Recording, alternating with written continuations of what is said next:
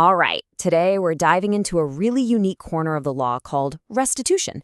Think of it as the law's undo button for those weird situations where money ends up in the wrong hands. Not because a promise was broken or someone did something wrong, but simply because, well, it's just not fair. So, have you ever paid for something upfront only to have the entire deal just fall apart for reasons that were nobody's fault? Maybe you booked a wedding venue and it burned to the ground, or you paid a contractor, but then the project became totally impossible to do. You're left out of pocket, and there's no actual broken contract to sue over. So, what do you do then? To figure that out, we're going to map out our journey. First, we'll see exactly where restitution fits into the legal world. Then we'll get to the heart of it, this idea called unjust enrichment. After that, we'll break down how a claim actually works, look at the really important exceptions where you can't get your money back, and finally, we'll wrap it all up to see why restitution is so crucial for keeping things fair.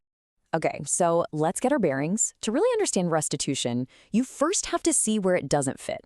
Most of the legal stuff we hear about falls into two giant categories.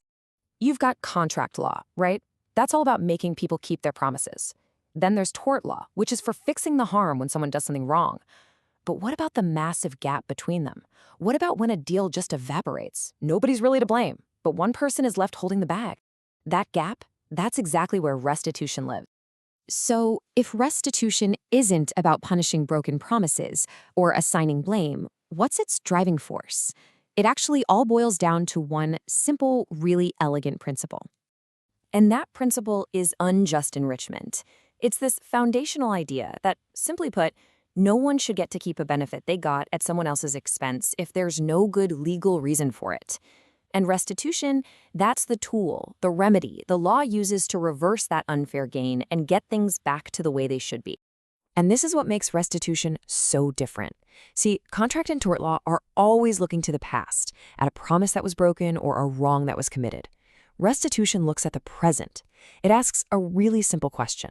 Right now, in this moment, is it fair for that person to keep that money or benefit? It's a completely different way of looking at justice.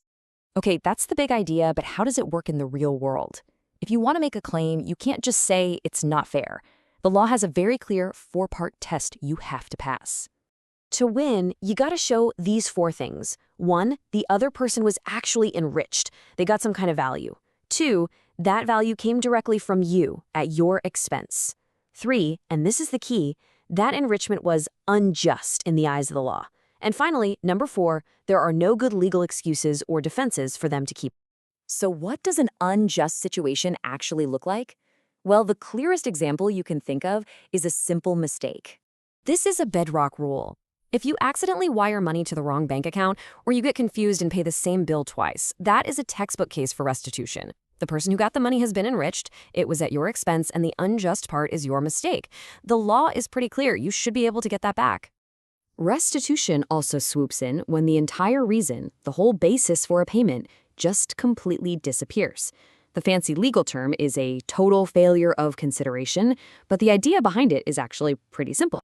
So the key here is that you paid for a specific thing to happen, and that thing is now impossible. Let's go back to that wedding example. Say you paid the caterer a huge fee. Then the venue burns down and the wedding is off. The contract is what we call frustrated. It's gone. The whole basis for you paying that caterer has totally failed.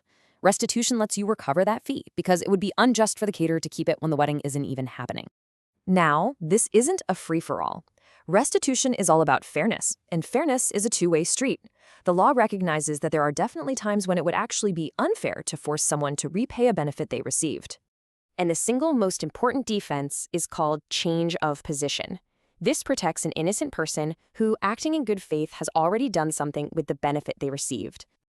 Let's walk through an example. Imagine your bank messes up and accidentally puts $5,000 into your account. You see it, you honestly believe it's a work bonus you were waiting for, so you go out and make a big, non-refundable down payment on a new car. A week later, the bank calls to get its money back. This defense could kick in. Forcing you to repay the full amount might be totally unfair because you acted honestly and you fundamentally changed your financial position because of their mistake. Deposits are another really common exception. A reasonable deposit is basically earnest money. It shows you're serious about a deal. If you're the one who backs out, you usually lose that deposit. But if a so-called deposit is way too large, a court might say, hang on, that's not a deposit, that's just a prepayment. And in that case, if the deal falls apart for other reasons, you might be able to use restitution to get it back. So, after digging into the rules and the exceptions, let's zoom out one last time. What is the big picture here? What is restitution's ultimate job in the legal system? When you boil it all down, restitution is really the law's conscience. It's the safety net that catches all those strange, unfair situations that don't quite fit into contract or tort law. It's there to stop people from keeping windfalls they didn't really earn, and it gives us a solution when things go wrong in ways nobody could have ever predicted. If there's one thing to take away from all this, it's this. Restitution is not about punishment. It's not about blame. It's not trying to fix a wrong. It's simply trying to reverse an unfair gain. It's a neutral tool focused on just one thing, restoring financial balance. It's a really powerful idea of corrective justice, right? And while it makes sure things are fair in the world of business and commerce, it really makes you wonder, where else could this principle, a principle focused not on blame, but just on reversing an unfair gain, make our world a little more equitable? Something to think about. Thanks for joining me for this breakdown.